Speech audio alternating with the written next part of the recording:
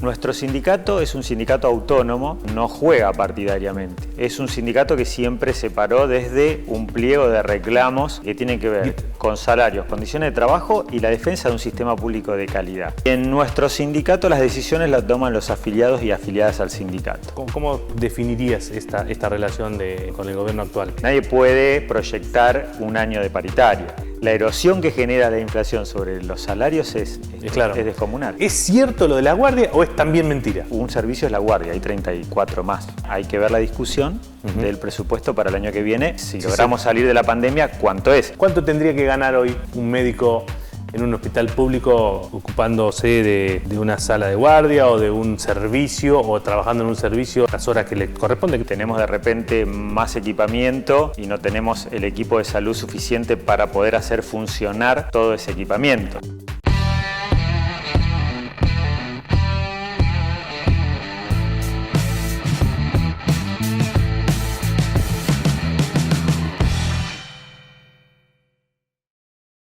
En la provincia de Buenos Aires ya tenemos más de 100 edificios educativos nuevos y nadie se quiere perder el nuevo primer día. La educación como prioridad, con obras que transforman. Gobierno de la provincia de Buenos Aires. Estábamos hablando del sistema de salud de la provincia y hablábamos de 80 hospitales provinciales, 230 municipales. ¿Eso es suficiente, digamos, alcanza? ¿Necesita sí o sí el sostén del sector privado? ¿El Estado provincial con los municipios puede garantizar la salud de la población? ¿Cómo es la mirada que tienen ustedes de SICOP, de ese panorama, de ese mapa? Tenemos un sistema de salud que tiene una característica central que es su fragmentación. Desde el punto de vista del número de camas, quizás hacen falta sumar camas, pero no es el problema principal. El problema principal es poder articular correctamente todo el sistema de salud que tiene un sector público, un subsector público, un subsector privado de prepagas y el subsector de obras sociales. Si tomamos el sector público, que es donde actuamos nosotros gremialmente y que es el sector que más conocemos, te puedo decir que la fragmentación es muy importante y eso en la pandemia se revirtió en parte, pero hace falta mucho al respecto.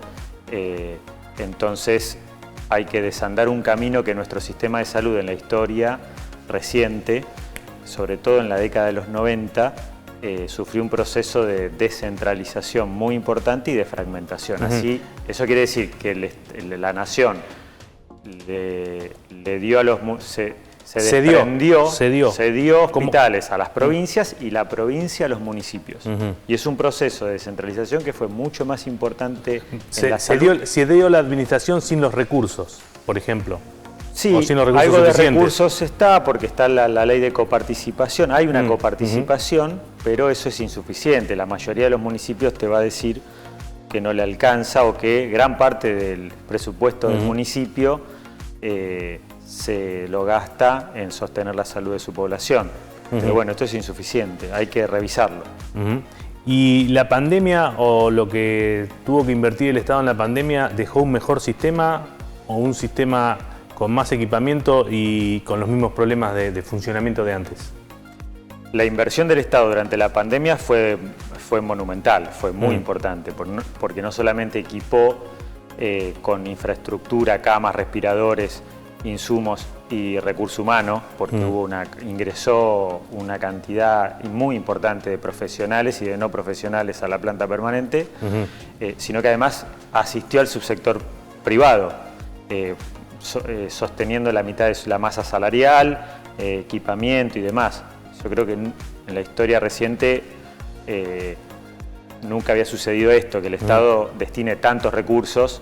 Bueno, eso fue durante la pandemia, pero es un fenómeno mundial. Claro. Eso pasó también en todo el mundo. Pero digo, ¿ahora tiene más recursos y los mismos problemas de antes? Tiene nuevos problemas y viejos problemas.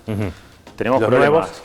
Los nuevos problemas, bueno, sí, tenemos de repente más equipamiento y no tenemos el equipo de salud suficiente para poder hacer funcionar todo ese equipamiento. Aún cuando hubo un montón de nombramientos, como vos decías recién. Aún cuando hubo un montón de nombramientos. ¿Y no queda mucha capacidad de recurso humano ocioso cuando hay tanto equipamiento y tanto nombramiento o no?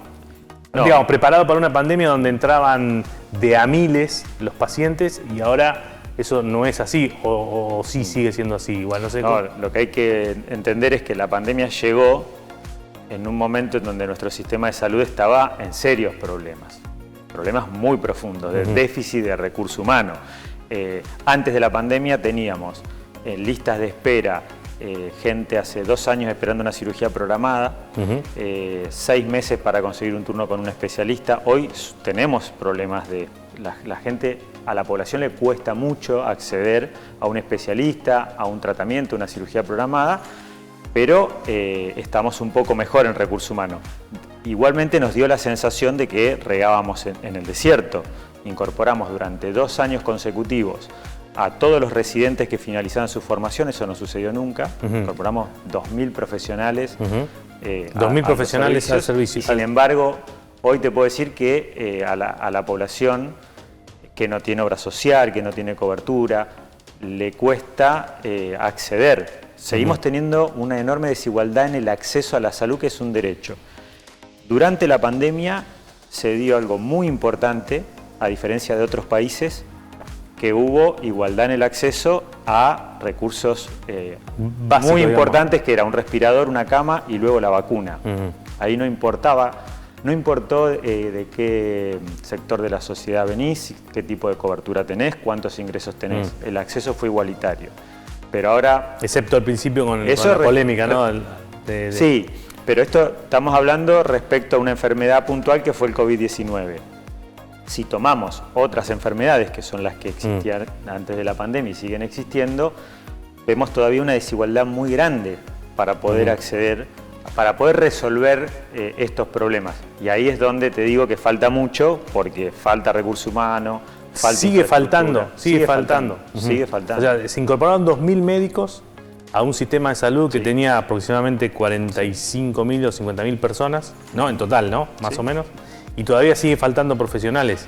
Veníamos con un déficit crónico muy importante, un sector del trabajo, del mundo del trabajo, con sueldos muy bajos.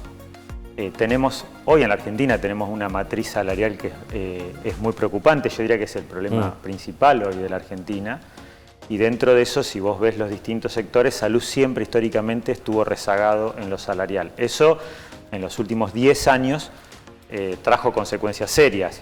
Mucha migración de profesionales del sector público al sector privado y después jóvenes que no eligen más la medicina o profesiones de la salud que tienen un alto sacrificio, requieren de una gran vocación y que tienen poca remuneración. Claro. Al mismo tiempo, en la provincia de Buenos Aires, ¿el sistema privado puede abastecer o está en condiciones de abastecer o de cumplir con la demanda que hay de la población que está dentro de ese sistema? Es decir, que tiene obra social, que paga o que porque trabaja tiene obra social. Globalmente no, eso en la pandemia se vio o sea, claramente. Tampoco el sistema privado tampoco. ¿Y no. Entonces cuál es el problema en la salud? Porque digo, el sistema público le falta y no tiene. El privado cobra y tampoco puede. ¿Y entonces? Bueno, nosotros somos un país que gasta 10.5 de su PBI, es el gasto total en salud, cuando el promedio mundial es 5% del PBI. Entonces vale preguntarse... Se malgasta. Se malgasta. La mayor parte de este gasto va en la industria de medicamentos, donde hay una clara dificultad para negociar precios con los grandes laboratorios. Eso surge sobre todo, bueno, en la pandemia fue un problemón, pero nos pasa con un montón de patologías. Eso es un problema. Y después la distribución del gasto, porque casi la mitad del gasto total de ese 10 puntos está de destinado PBI a un 5% de la población que tiene prepagas y el resto de la población tiene que arreglárselas. ¿5% tiene prepaga? Y más o menos. Pero ahora ese número prepagas y obras sociales, 5%. Prepaga. Sistema de obras sociales es muy grande. pero bueno, es muy heterogéneo. Hay obras sociales sindicales, obras sociales estatales, Sí, bueno, de las Fuerzas Armadas, claro, de alguna manera dan algún cierto grado de cobertura mayor que no tener nada, ¿no? Sí, sí, lo que la pandemia obligó es a articular todos estos subsistemas.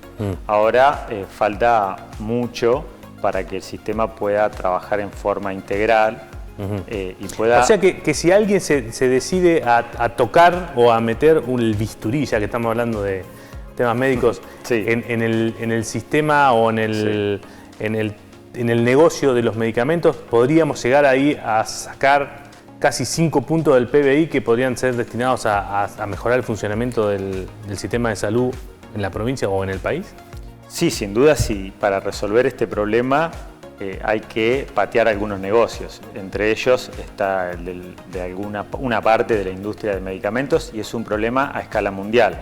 Es un problema a escala mundial. Y recordemos la discusión que hubo en Estados Unidos, sin ir más lejos, con el Obamacare, y sucede en cada uno de los países, en donde cada vez es más difícil negociar precios con laboratorios internacionales que tienen el monopolio de la producción y la distribución. Nosotros tenemos un retraso muy importante en la producción pública de medicamentos. Se han dado algunos pasos, pero sin duda esa debería ser la estrategia, porque tenemos los científicos, tenemos la capacidad operativa hoy para por lo menos producir los medicamentos básicos de enfermedades crónicas básicos. En nuestra región, la Facultad de Ciencias Exactas de la Universidad Nacional de La Plata tiene una unidad de producción de medicamentos que podría abastecer al primer nivel enfermedades básicas como hipertensión arterial, diabetes, hipercolesterolemia,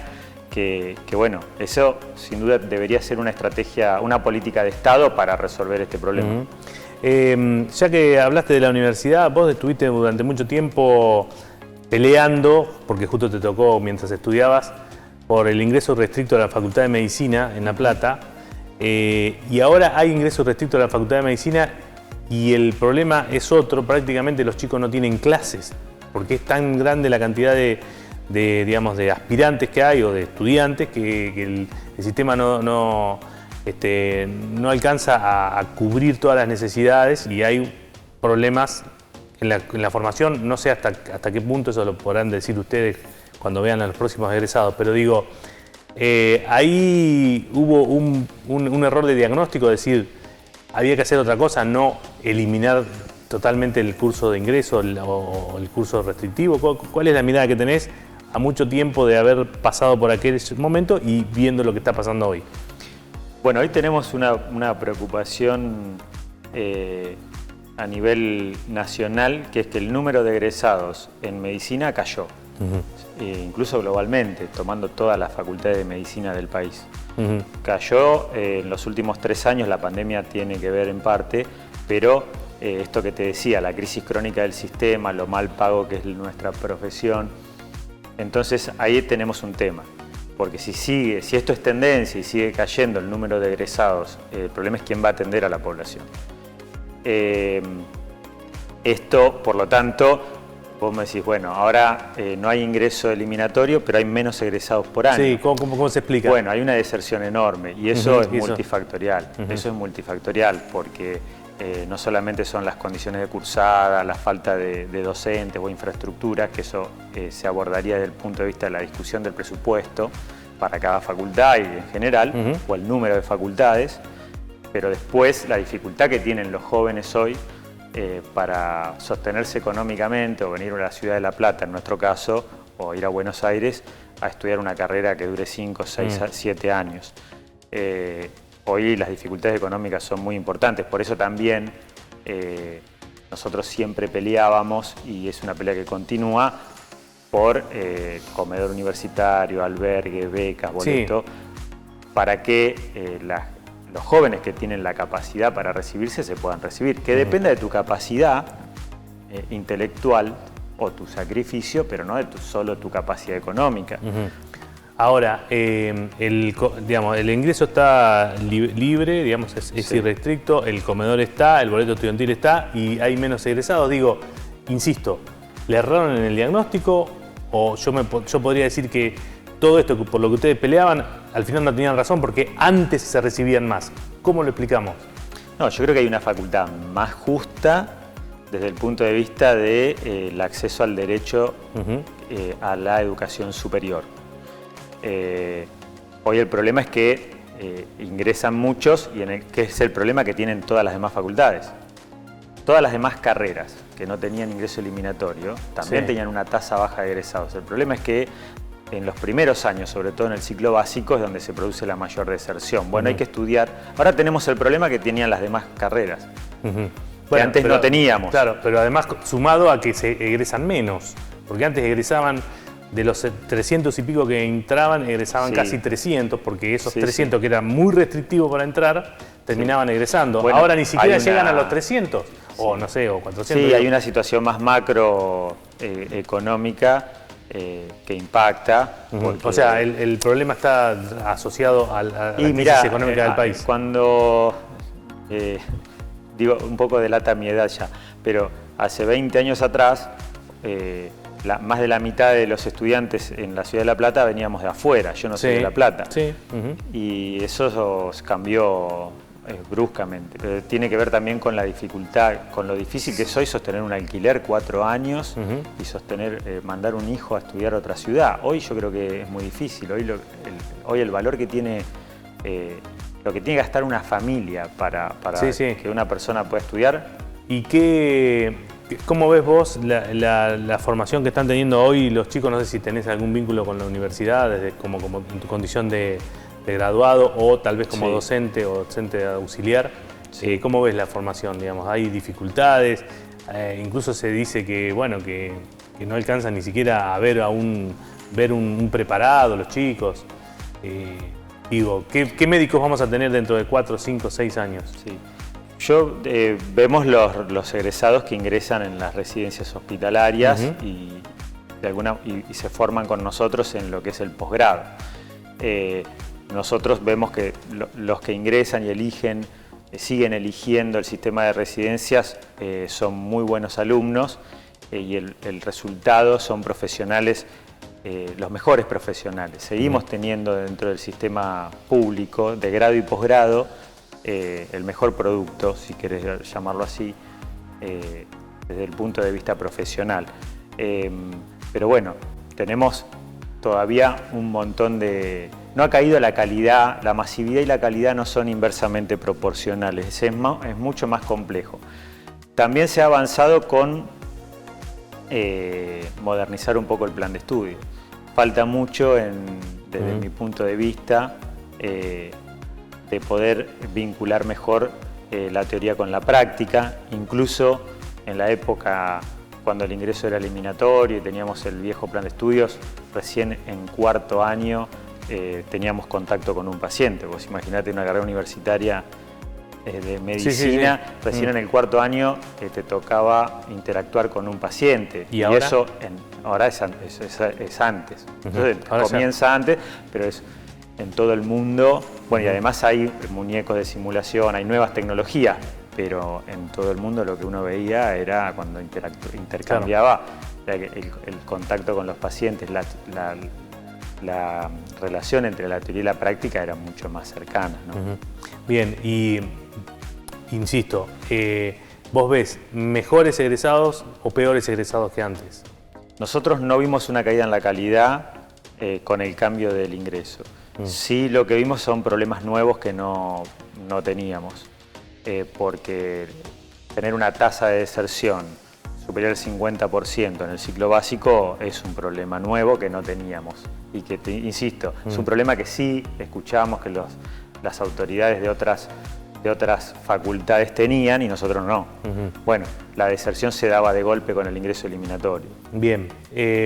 Tema gremial con relación con el gobierno. Ustedes tienen una mejor relación ahora, claramente con el gobierno de Kicillof, pero de todas maneras siempre hay cierta tensión. ¿Cómo definirías esta relación con el gobierno actual? Bueno, es una relación entre empleador y empleados organizados sindicalmente. Por lo tanto, va a haber momentos de mayor tensión que otros. Y así ha sido desde que cambió el gobierno. Lo cierto sí es que en materia salarial, digo para arrojar números, nosotros habíamos perdido aproximadamente 30 puntos de nuestro salario entre el 2016 y el 2019. Y hablamos de salarios hospitalarios, salarios bajos. Eso nos pegó muy fuerte en función de la inflación. Digo, paritarias versus inflación INDEC. En el 2020 fue nuestra primer paritaria con la nueva gestión.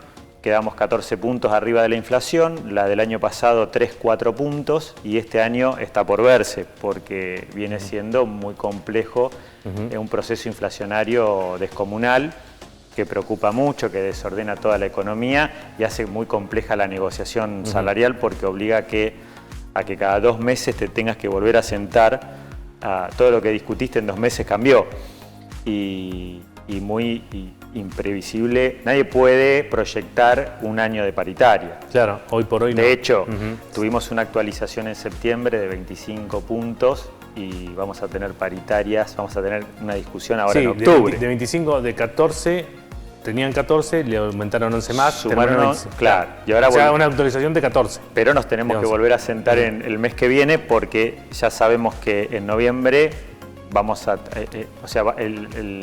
la erosión que genera la inflación sobre los salarios es descomunal. Ahora, ustedes, hay algunos gremios dentro del grupo de gremios estatales que están claramente alineados con la actual gestión oficial, es decir, con el Frente de Todos. ¿Ustedes están dentro de esa categoría de gremios que están alineados, que comparten actos políticos, que comparten actos públicos con el gobernador?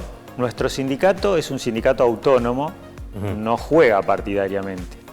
Es un sindicato que siempre se paró desde un pliego de reclamos que tienen que ver con salarios, condiciones de trabajo y la defensa de un sistema público de calidad. Entonces, en algunos puntos importantes sí encontramos un grado de acuerdo con la actual gestión, desde el punto de vista de que nosotros reclamamos, por ejemplo, además de lo salarial, un régimen jubilatorio especial, que atienda nuestro desgaste laboral prematuro, y el gobierno accedió, y eso es la reforma más importante en nuestro sector laboral. Y ahora, esta última semana, un nuevo reglamento de residentes con derechos laborales, con aportes previsionales, con derechos como tenemos el resto de los trabajadores, y el gobierno, accedió. Quiere decir que hay niveles de respuesta a temas estructurales que son positivos. Eso no quiere decir que un sindicato se ponga una camiseta partidaria.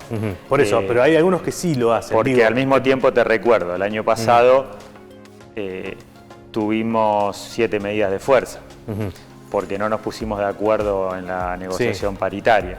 Bueno, nosotros decíamos, luego de 1 año y medio de pandemia, sin vacaciones, con el nivel de exposición y de sobrecarga laboral que tuvimos, merecíamos otra oferta salarial. Y fueron a pelear por eso. Está bien. Y así es la dinámica. Está bien, pero digo, está mal que estén en la misma línea, que compartan actos, ¿sí o no? ¿Cómo la ves vos? Que compartan actos en qué sentido. Políticos, por ejemplo, gremialista con el gobernador Kicillof o con los Lo importante es que un sindicato, lo importante es quién toma las decisiones. Y en nuestro sindicato las decisiones las toman los afiliados y afiliadas al sindicato. Y eso es muy importante, por eso te hablo de autonomía. Un sindicato puede perder la autonomía si los que toman las decisiones no son los afiliados, son personas externas al sindicato. Para nosotros eso es muy importante. Y entonces esa dinámica nos lleva a que tenemos momentos en los que tenemos mayor fluidez en el diálogo, mayores acuerdos en lo que hay que hacer en salud, y hay momentos en los que no. Ahora nos estamos poniendo de acuerdo en un montón de temas. Claro, y en términos generales, esto que vos me contás implica que con la gestión anterior prácticamente todas estas cuestiones no ocurrían porque había un... No, con la gestión anterior tenemos un problema muy básico que fue que de los 110 días de paro que hubo, el 90% fueron porque no nos convocaban a paritarias. Directamente. O sea, si vos vas a buscar el archivo vas a encontrar que la mayoría de las asambleas resolvían paro porque no había convocatoria paritaria, o estaba firmado que iba a haber y no había. Entonces estaba cerrada la mesa de diálogo. O sea, no había diálogo. Después había poco diálogo. Y después otros problemas, además de la pérdida salarial, que es un problema muy objetivo, muy fácil de medir, problemas políticos en el sentido de que fuimos víctimas de espionaje en la provincia de Buenos Aires. Ahora estamos pidiendo ser querellantes en la causa del Hospital Posadas por espionaje, en donde tenemos documentación de que hemos sido seguidos, escuchados, investigados. Bueno, lógicamente eso no solamente que hay poco diálogo, sino que además empeora la relación, porque hay un hostigamiento hacia quienes se animan a hacer la voz de sus compañeros de trabajo, exponerse personalmente. Bueno, esa situación fue muy dura, sobre todo en el Hospital Posadas, por eso te lo menciono, pero también en otros lugares, ¿no? O sea, digamos, ustedes imaginan algún escenario de poder tener... Pero te hago un paréntesis. Sí. Sin embargo, cuando logramos que se abran las paritarias con la gestión anterior y pudimos negociar, firmamos todas las paritarias. Quiere decir, bueno, fue más dificultoso y hemos firmado, hemos rechazado y hemos acordado. Claro. O sea, no hay una cuestión, no, porque la otra pregunta era esto, digamos, si hay una cuestión de prejuicio con relación al otro espacio político que ahora es oposición, digamos. No, pues nosotros estamos parados desde la salud de la población. Y además tenemos una mirada sobre el tema de la salud. Mira, la salud es un tema que debe ser una política de Estado y es transversal, si se quiere, a la política, en el sentido de que cuando nosotros atendemos a un paciente o viene una persona con un problema de salud, no le vamos a preguntar qué votó en las últimas elecciones. Eso en nuestra cotidianeidad, en el ejercicio de nuestra profesión, no juega, porque tenemos una relación con la sociedad y reclamamos y exigimos al Estado, esté quien esté administrando el Estado en cada nivel, que tenga una mirada similar en el sentido de que debe haber una... Mira, ahora estamos discutiendo que ojalá se trate mañana en la Cámara de Diputados de la provincia una ley importante para reconocer como profesionales a 2.500 licenciados en enfermería y otras profesiones. Y hablamos con todos los bloques y lo que nos damos cuenta es que nos ponemos de acuerdo con todos los bloques. Estoy hablando del Frente de Todos, Juntos por el Cambio, Frente de Izquierda y tiene un amplio consenso. Bueno, después juega la política, juega y las decisiones concretas que tome quien esté a cargo del Estado, ¿no? Hemos entrevistado acá gente de los dos espacios y hay una cosa que nunca logro tener un dato concreto sobre esto. Cuando viene la gente del actual gobierno dicen que todos los hospitales estaban estallados y cuando hablo con la gente del gobierno anterior, habla de la refacción de las guardias y las obras en las guardias. Digo, ¿cuál de las dos es un relato, digamos? ¿Que estaba todo detonado o que hicieron obras en las guardias, no sé, 80 guardias, 60 guardias, no sé qué? ¿Eso es todo mentira o es un relato lo otro? Hay que buscar datos objetivos. Eso es lo que trato de buscar. Bueno, ahí hay que buscar cuánto es la inversión. Ahora viene la discusión del presupuesto para el año que viene. Sí, pero yo estoy hablando de esos 4 años. Vos recorriste digamos, ¿es cierto lo de las guardias o es también mentira? No. ¿Se hicieron las guardias o no se hicieron? Se repararon las guardias, digamos, fue si querés, la política de la gestión de María Eugenia Vidal se centró en reparar las guardias. Un hospital tiene 35 servicios. Un servicio es la guardia, hay 34 más. Reumatología, traumatología, quirófano. Repararon las guardias, pero dejaron hundir las otras. Y el resto se vino abajo. Mirá, nosotros, si buscás los archivos en mi hospital, el Hospital San Martín, una de las cosas que... Es más, tuvimos que salir a la calle fue porque se nos caían los ascensores y nos caíamos con los pacientes en los ascensores, nos quedamos encerrados, pero no había mantenimiento. Y la guardia estaba pintada, pero no había mantenimiento. Claro. Y en un hospital a veces la única forma de trasladar a un paciente es esa. Bueno, pero hay un dato objetivo global, porque si uno toma un caso, por ahí no es muestra de... que es el presupuesto de la provincia, que es la herramienta fundamental de las decisiones políticas. Sigue siendo bajo, hubo una inversión muy importante, excepcional durante la pandemia, hay que ver la discusión del presupuesto para el año que viene, si logramos salir de la pandemia, ¿cuánto es? En la década del 80 llegó a tener 2 dígitos, 10%, un poquito más, y después empezó en un franco proceso en nuestra provincia de descenso del porcentaje del presupuesto que la provincia destina a salud. Y llegó al piso más bajo, 5,3%, con María Eugenia Vidal.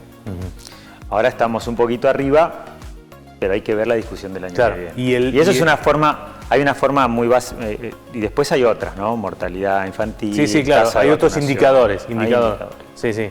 Y el tema del SAME, por ejemplo. Pero esos son los que tenés que ir a buscar, no lo que te diga cada político, porque... No, está bien. Y te va a hablar de la pesada herencia y todo. Sí, todos hablan de la pesada herencia y todos tratan de remarcar algo, pero bueno, digamos, estaba esperando ver a alguien que haya recorrido y que haya visto mucho para ver si ese dato que me llama la atención porque siempre se marca. Siempre viene de la gestión de Vidal y marca de las guardias. Fuimos críticos de focalizar la inversión y la propaganda o la política sanitaria en la guardia y en la emergentología, como también también fuimos críticos en la gestión de Scioli cuando se focalizó la inversión y la publicidad en la SUPA, Unidad de Pronta Atención, llave en mano comprada de Brasil, y teníamos 80 hospitales y miles de centros de atención primaria desatendidos. Claro, nosotros no necesitábamos UPAs, necesitábamos que se arregle lo que teníamos. Claro, Pablo, si a vos te dejaran tomar una medida con casi presupuesto ilimitado, no, pero digo, con un presupuesto grande para el tema de salud, ¿por dónde empezarías hoy en la provincia de Buenos Aires? Y por reparar el salario de los trabajadores de la salud, de todo el equipo de salud. ¿Cuánto tendría que ganar hoy un médico en un hospital público ocupándose de una sala de guardia o de un servicio o trabajando en un servicio, no sé, las horas que le corresponde, creo que son 30, ¿no? 36 horas, 36 la mayoría horas. Tenemos 36 horas. Bueno, ¿cuánto tendría que ganar y cuánto gana? Mira, hoy el sueldo inicial, después de toda la pelea paritaria que hemos dado, que venimos remontando de a poco lo que habíamos perdido, está en 140.000 pesos. El sueldo ingresante, sin guardia. Los que tenemos guardia, estamos 20.000 pesos más. Eso hace que el 90% de los trabajadores de la salud, no los médicos, todos, el enfermero, la enfermera, todos tengan 2 o 3 trabajos. O sea, el pluriempleo se transformó en el denominador común, que tiene un impacto muy negativo en nuestra salud, en nuestra calidad de vida, y un impacto cada vez más negativo en la calidad de atención que le podemos dar a la población. Vas a encontrar un montón de gente que te dice, a la guardia 6 horas me atendieron mal. Bueno, tiene que ver con esto. ¿Por qué 3 trabajos? Y para poder juntar un sueldo que te permita vivir, que hoy debe estar arriba de 300.000 pesos. O sea, que tenés, claro. Pablo, muchas gracias. Gracias a vos, como siempre.